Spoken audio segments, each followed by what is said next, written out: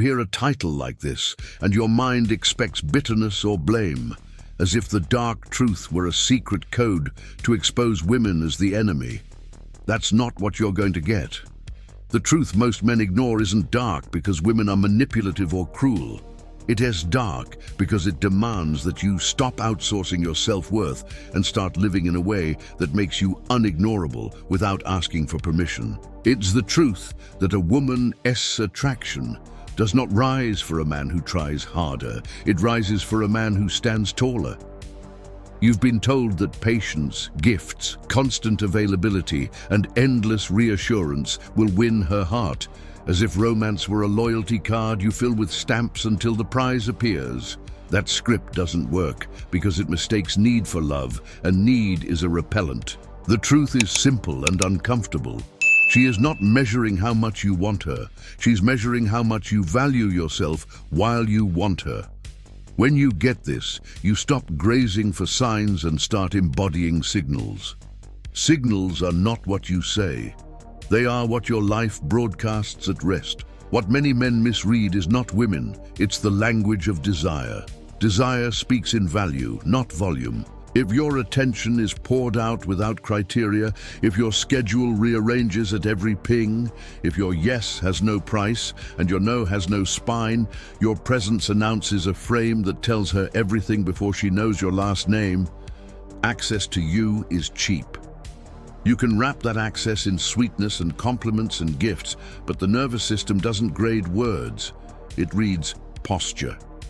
She watches how you treat your time, your commitments, your body, your boundaries.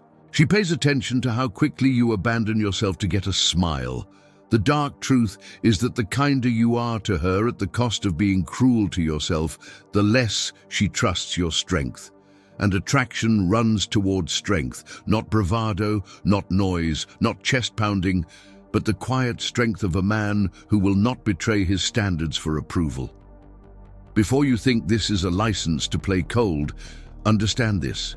No healthy woman chases malice. The polarity that lights attraction is a braid of safety and challenge.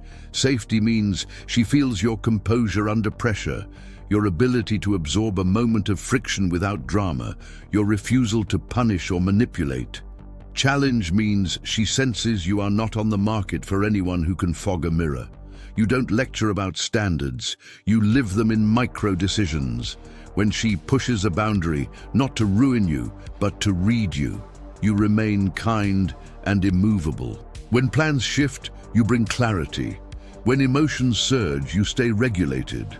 That blend, warm and firm, is rare enough to be called dark, only because most men never experience it in themselves, long enough to project it consistently. The truth most men ignore is that a woman's early tests are usually not cruelty, they're calibration. She isn't hunting for weakness to exploit, she's searching for substance to trust. If you answer those tests with neediness or panic, you teach her something you don't intend, that your center can be moved by a breeze.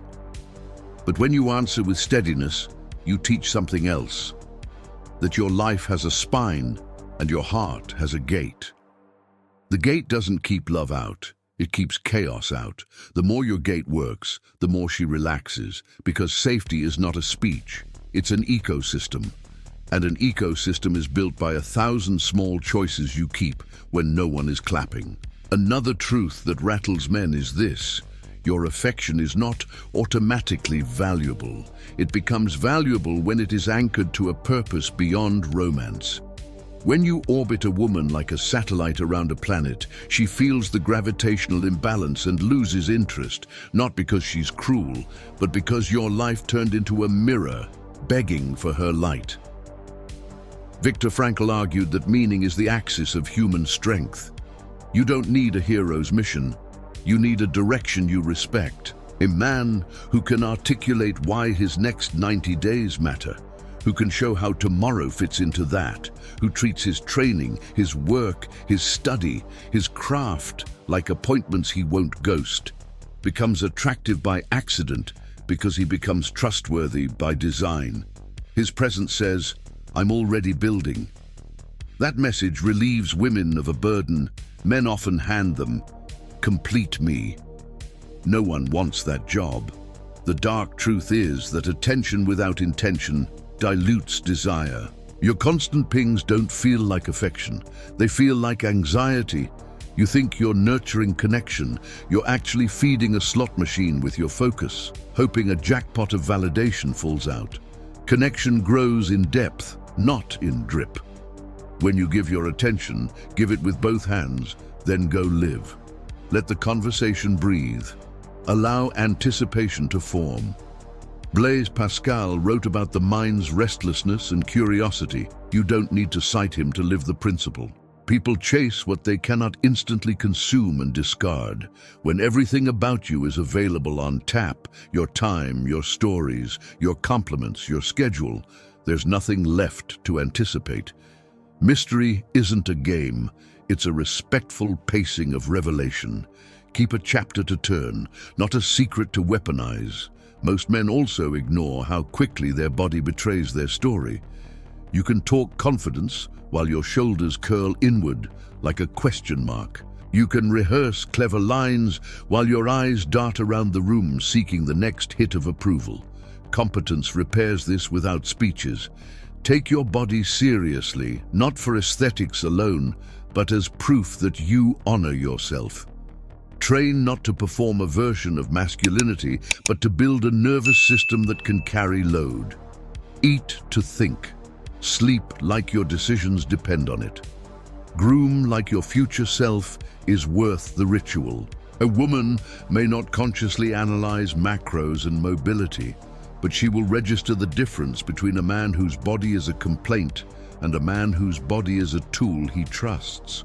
Competence extends to craft. Pick something real and get good at it. Reps are louder than bravado.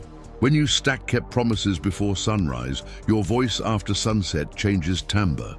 You stop auditioning with words because you're wearing evidence. There's a painful truth about approval that men resist. It never arrives in the dose that kills the craving. If you use romance as the pharmacy where you refill your confidence, you will always be one silence away from collapse. Erich Fromm's insight that love flows from fullness is not a riddle, it's architecture. Fullness doesn't mean you don't want her. It means you want her from a place that won't crumble if she says no. That difference intoxicates because it's rare. She feels desired without being burdened by your identity. She senses that you're choosing her, not applying for her. That's a frame. Frames decide who adapts to whom. When you chase, you adapt to her reality. When you stand, you invite her into yours. You never have to announce this. Your calendar announces it. Your boundaries announce it. Your pace announces it. Men ignore the truth about tests for this reason. They take them personally.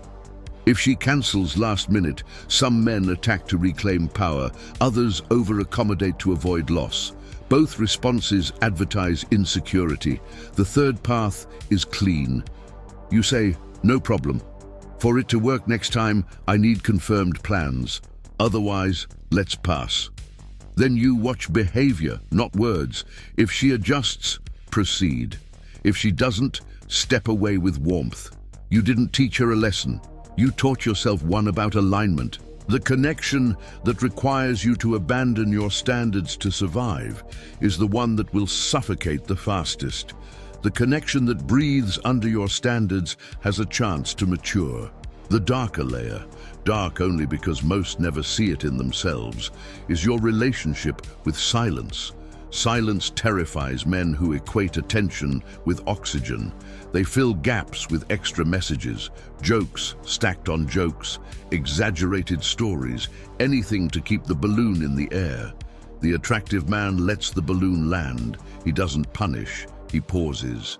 He allows reciprocity to reveal itself. He trusts that momentum co-authored is momentum worth keeping, and momentum forced alone is a treadmill to nowhere. This is not detachment theater. Detachment is easy when nothing matters. What you need is presence without panic. Presence means you're fully there when you're there. No phone fidgeting, no divided gaze, no constant self-narration. Panic-free means you don't turn pauses into verdicts. You're capable of desire without desperation. What's often ignored is the role of play. Stoicism without play is a statue. You don't have to be a comedian. You need levity. Humor practiced without cruelty disarms tension. Teasing that assumes the best lands as flirtation, not as a jab. Play is possible when your ego isn't begging for insulation. If she doesn't laugh in the first 10 seconds, you don't spiral, you adjust. You read the room not because you're afraid, but because you're respectful. Emotional regulation makes play safe. You're not a slave to your first impulse. You can pause, breathe, and choose a better one. That pause is a magnetic signal. You're a man with a brake pedal. Another truth that men misinterpret is exclusivity. Exclusivity is not scarcity theater. It's the organic result of priorities. When your week is full of building, training, and genuine community, you're not available for the endless chatter that masquerades as connection. You're not harsh, you're filtered. The filter doesn't insult, it protects. It tells a woman something rare in a world of open tabs. Your attention must be earned and reciprocated. Robert Cialdini's principle of scarcity gets abused when men fake unavailability. Don't fake it. Live a calendar that makes constant availability impossible. Then when you do show up, you are there without residue, and that presence has weight. Let's talk about the myth that kindness kills attraction. Untrue. Neediness disguised as kindness kills attraction. Kindness with standards is irresistible. You can be a gentleman who opens doors, texts to make sure she got home safe, brings her coffee exactly how she likes it, and still be pursued if all of that flows from strength. The line is bright. Are you doing it to purchase peace, or because it's your habit to add value? If it's purchase, she feels the invoice. If it's habit, she feels the gift. One invites love, the other invites a ledger. Drop the ledger. Keep the ritual. Your thank you carries power when you aren't secretly asking for a payment plan of affection in return. Men ignore the truth about their environment until it's too late. Your room, your car, your phone's home screen, your closet, these are not superficial details. They are your nervous system's mirrors. Chaos outside multiplies chaos inside. Order outside reduces decision friction and frees focus. You're not curating a museum, you're building an arena where your best self shows up by default. The woman who steps into your space reads more about you from one glance at your kitchen and desk than from a month of texts. She's not grading aesthetics. She's reading patterns. Does he take care of what he has? Does he delay the difficult task, or does he plan for it? The darker truth isn't that she's judgmental. It is that you taught her how to see you by the way you live when she's not around. Let's move from principles to scenes, because theory without trenches is fantasy. You meet her after a friend's panel. Your impulse is to prove you're interesting. You catch that impulse and choose curiosity instead. You make a specific observation about her take, ask a question you actually want answered, and let silence do its job. You don't rapid-fire your resume. You end while the conversation still vibrates. When you message later, you suggest something that maps to your rhythm. Tuesday or Thursday, early evening, a place with a quiet corner. If she can't, you invite her to propose an alternative once, then you release it. She picks Thursday. You arrive 5 minutes early, not to peacock, but to avoid the tantrum of rushing. You sit like a man whose spine remembers who he is. You ask about decisions, not just favorites. You share from values, not from a highlight reel. You notice how she treats the server because small moments reveal big scripts. You end before the energy sags. If you kiss, it's because the moment asked for it, not because your ego did. If you don't, you trust that desire accelerates when pressure decelerates. Texting is where most men leak their frame. You resist the itch to send a good morning ping daily before a rhythm exists. You answer with meaning, not with fear. When you're busy, and you say so without apology. Deep work window now. I'll check in after 6. She learns your life isn't a waiting room. When she invests, you meet it. When energy thins, you don't plug the leak with extra emojis. You pivot back to your mission. 2 days later, you re-engage with purpose. If patterns of flakiness continue, you don't draft essays about respect. You make room for someone who shows it. Your silence is not a tantrum, it's a boundary. Boundaries spoken once and lived consistently educate more than paragraphs. Conflict exposes whether your strength is theater or truth. She gets short with you after a stressful day. You don't match her tone. You mirror your center. You acknowledge the stress, suggest a reset, or choose to continue later. You don't punish with absence or flood with pursuit. You keep gravity. The next day, you check in without resentment. If sharp edges become a habit, you bring clarity. I like us, and I won't do conversations where we attack each other. If that continues, I'm out. That isn't an ultimatum, it's a statement of how your world works. She can step into it, or she can exit cleanly. Either way, you preserved your dignity. Dignity is not stiffness, it's self-respect expressed calmly. Escalation, emotional and physical, follows the same law. Mutual desire paced by integrity. You were not in a rush to turn a spark into a bonfire that burns your house down. You savor, you lead, you ask, you listen with more than ears. Consent isn't a box to tick, it's the texture of the night. Ironically, restraint ignites intensity because it signals that your body is led by a man, not by a boy with a steering wheel made of impulse. She can relax because you won't cross her edges to feed your ego. Safety and desire braided. That braid is what turns curiosity into pursuit. She initiates plans, she texts first, she asks deeper questions, she leans in during silence, not because you deprived her of oxygen, but because your presence replaced noise with air. Distance is where anxious men crumble. Life will create it. Work trips, family illness, deadlines. You handle it with transparency and rhythm. This week is stacked. I'll reach out Sunday to lock next. On Sunday, you do what you said. Then you re-enter with a plan, not with apologies. The plan is light but specific. If she mirrors your initiative, momentum resumes. If she doesn't, you accept the data. You're allowed to want, not to need. Want calibrates, need distorts. The darker truth is that long-term attraction is mostly built in how you navigate unremarkable days. Anyone can be charming on a Saturday night. Very few can hold frame on a Wednesday at 3 p.m. when stress is high and novelty is low. Men ignore the deep role of identity. Techniques without identity become manipulation. Identity is not a slogan, it's evidence stacked in private. Evidence looks like this. You said you'd train, you trained. You said you'd protect 2 hours for deep work, you protected them. You said you'd stop doom scrolling after 10, you stopped. You said you'd end a date by 10 to honor your morning, you did. Each kept promise is a thread in a flag that flies without wind. The flag signals to you first. Your reflection changes. You look at yourself with fewer disclaimers. Your handshake gains weight. Your voice slows half a beat. Your eyes hold calmly. That internal shift is the signal women trust because it cannot be counterfeited. A counterfeit signal shakes under pressure. A built signal steadies.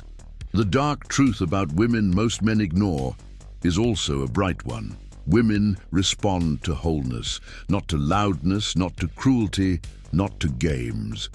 To the man who has excavated his shadow enough to stop projecting it, who can own anxiety without offloading it, who can feel jealousy and still choose respect, who can be kind without begging, firm without freezing, purposeful without posturing.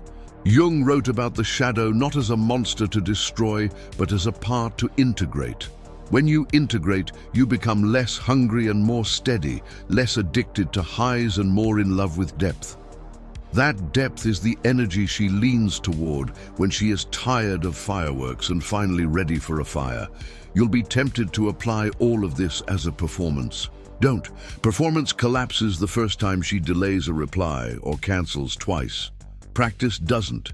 Practice makes you resilient because it impressed you before it impressed anyone else. Keep a simple ledger for yourself, not for her. Boundaries honored, workouts completed, deep work done, screens closed, rooms cleaned, conversations led with calm. Watch the tally rise. Confidence built like this is quiet and carries. The next time you stand across from a woman you want, your body won't beg you to entertain. It will remind you who you are. You will want her, and you will still be you while wanting. That's the whole game. Let's name a myth that poisons men, that if you don't chase, you'll end up alone. The opposite is true. When you chase, you repel women who would have chosen you freely because you transformed your desire into a demand. When you stand, you filter out those who need you pliable and attract those who want you present. Your singleness won't last forever when you live like a man worth building with.